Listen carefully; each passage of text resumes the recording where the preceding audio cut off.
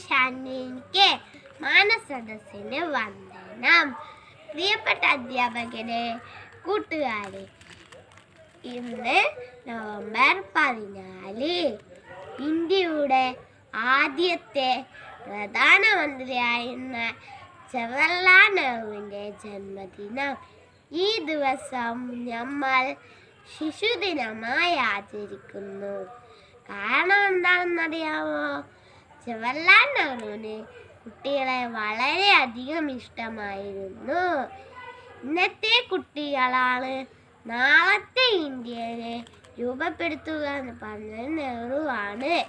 തലയിൽ തൊപ്പിയും നീണ്ട ചുബയും അതിൽ ചുവന്ന റോസാപ്പൂവും പുഞ്ചിരിക്കുന്ന മുഖവും ഉള്ള നെഹ്റു കൂടുതൽ സമയം കുട്ടികളോട് ചെലവഴിക്കാനാണ് ആഗ്രഹിച്ചത്.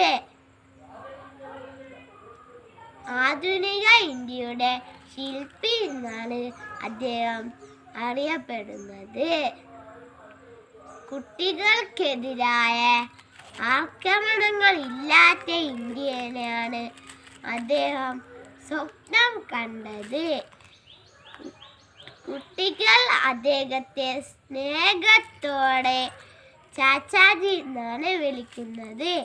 ചാച്ചാജി ആഗ്രഹിച്ച പോലെ നമ്മൾക്കും പഠിച്ച് വളർന്ന് രാജ്യത്തിന് വേണ്ടി പ്രയത്നിക്കാം. നന്ദി.